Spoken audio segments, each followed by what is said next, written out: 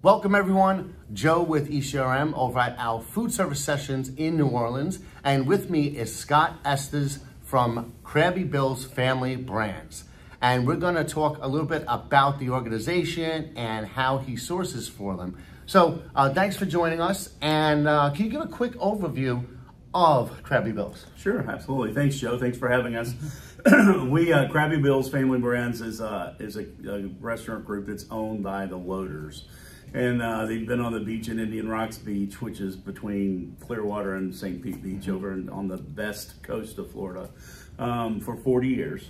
And they've kind of grown up, in a mom and pop way and have acquired some different brands over time. So there's 2 Crabby Bills currently, and then we have 7 other brick and mortar businesses that are different restaurants, from QSRs to a higher end thing. And then we have a import brokerage company and 2 catering companies, and that's kind of our overall business.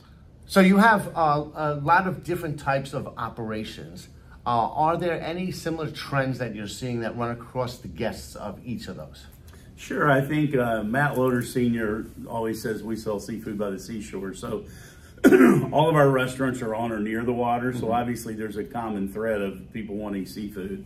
From being here at this show, and from also hearing it from our guests as well, there is a large interest in sustainability, our footprint, how that's having an impact on the products we're bringing in, and being responsible. So there's definitely a trend that's involved from suppliers, from the supplier side of it, but from our consumer too. The consumer is really concerned about how we're doing and what we're doing to be responsible from that perspective. Gotcha. And now, because you have QSRs, you have regular restaurants, so you're buying for a lot of different types of operations.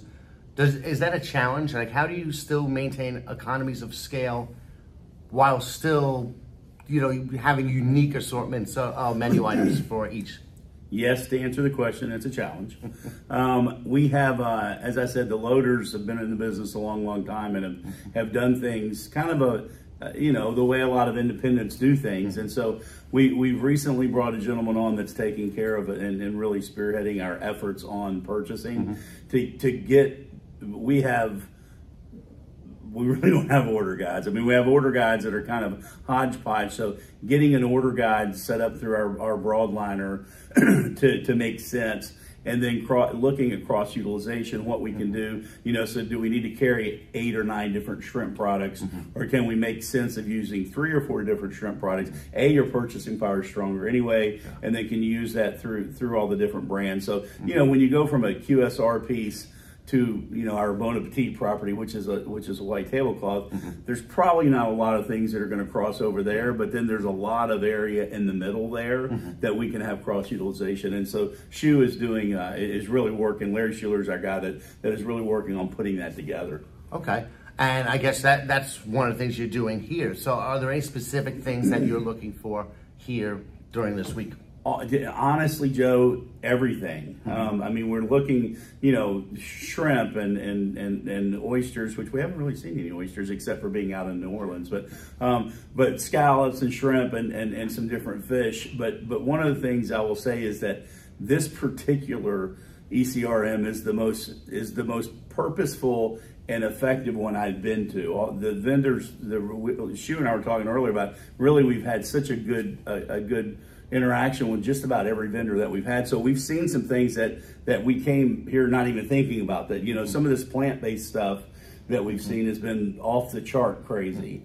We've got the catering companies always looking for, vegan options. And so we found some stuff here that are vegan options that are crazy. We've seen some dessert things that I didn't come here thinking I was going to be looking at dessert stuff much, and the next thing I know, I'm looking at dessert stuff. So there's been multiple things. We came with a purpose to look really at heavy seafood stuff, but we found a lot of other options outside of that have really been cool.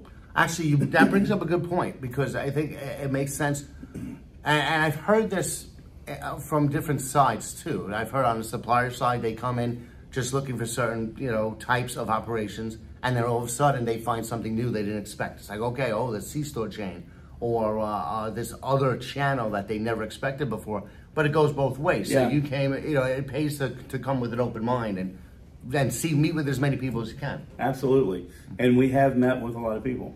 39 meetings yesterday, Joe. That's what y'all did to us. That's it. We have met with a lot of people, but yeah, it really is. I mean, and I'm pretty open-minded anyway, but yeah, we came, again, kind of a focus on the protein piece and the seafood piece, but we've really met with some people that have broadened our horizons on some other options that are out there. So yeah. And that vegan thing, vegan options have come such a long way. Oh, yeah. I've sampled some things that were here. Yeah. And blew me away. There was one company that had deli meats, vegan deli meats. I didn't see that one. Had the texture. Yeah. And the taste Yeah. of real deli meats. And then I think there was another one that with pea protein. Yeah, the pea protein was the one that really blew us away. Yeah, so I tried that. I just saw them before.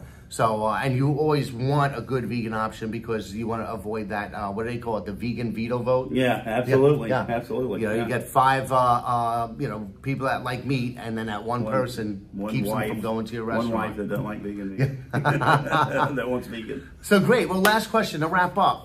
If a supplier is going to meet with you, what would you recommend to them and how to prepare?